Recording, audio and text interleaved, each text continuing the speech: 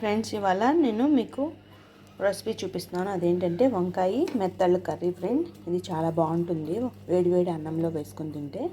First ఏం చేయాలంటే వంకాయని ఇలాగా శుభ్రంగా చిన్న చిన్న ముక్కలుగా కట్ చేసుకోవాలి. ఉప్పు నీళ్ళలో నానబెట్టుకొని, అలాగే మెత్తలను 3-4 సార్లు కడిగి నీళ్ళలో ఒక 10 నిమిషాల ముందు నానబెట్టుకోండి. అలాగే ఉల్లిపాయ ముక్కలు, పచ్చిమిరపకాయ ముక్కలు. ఫస్ట్ పొయ్యి మీద బాండీ పెట్టుకుందాము. బాండీలో నూనె వేసుకుందాము. నూనె తగినంత వేసుకోవాలి ఫ్రెండ్స్.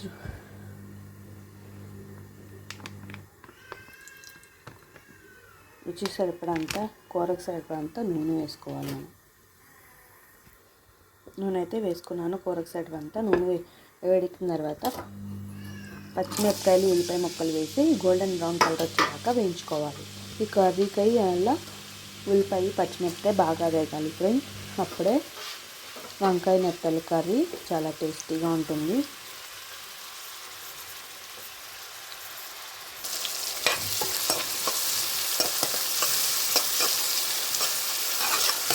కొంచెం లైట్గా గోల్డెన్ బ్రౌన్ కలర్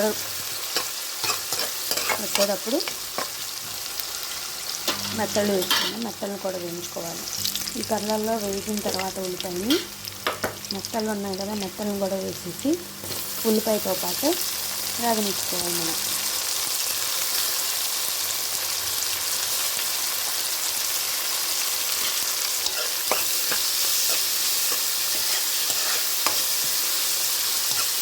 ఉల్లిపాయ బాగా వేగేదాక ఇవి కూడా ఉల్లిపాయతో పాటు వేగనిచ్చుకోవాలి. లైట్ గోల్డెన్ బ్రౌన్ కలర్ వచ్చేదాకా.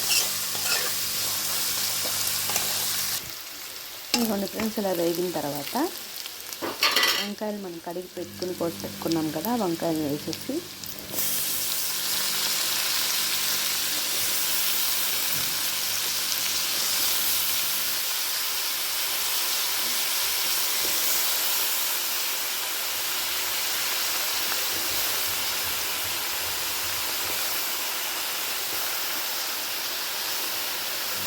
మొత్తం తిప్పుకోవాలి ఫ్రెండ్స్. ఇలా మొత్తం తిప్పుకున్న తర్వాత మూత పెట్టి మగ్గనిచ్చుకోవాలి. ఒక 10 మినిట్స్ మూత పెట్టి మగ్గనిచ్చుకోండి. ఒక 10 నిమిషాలు. మూత తీసి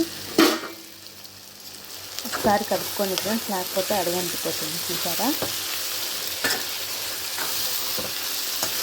కలుపుకున్న తర్వాత మళ్ళీ మూత పెట్టి మరొక 2 నిమిషాలు బాగా మగ్గాలి కదా. వంకాయ మగ్గేదాకా మూత పెట్టి మగ్గనిచ్చుకోండి.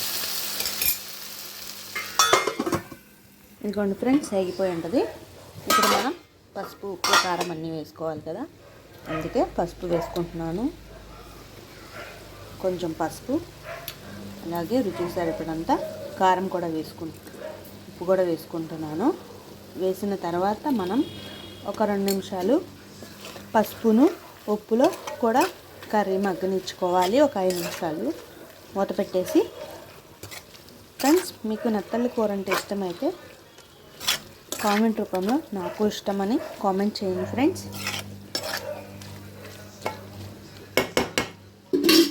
మూత పెట్టేసి మగ్గనిచ్చుకుందాం. మనం ఒక 2 నిమిషాలు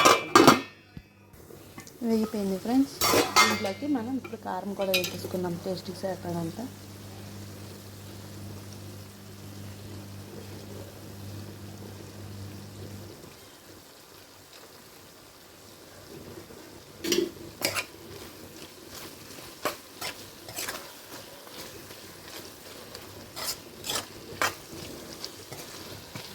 కొంచెం వాటర్ పోసుకుని మగ్గనిచ్చుకోవాలి. మనం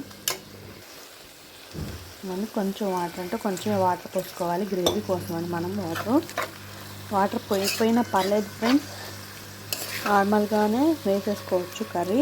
నేను వాటర్ కలిపేది ఎందుకంటే మొత్తం కూరలోకి కారం పడుతుంది, అలాగే రొయ్యల్లో కూడా కారం పట్టిద్ది అని చెప్పి, అదే నెత్తల్లోకి.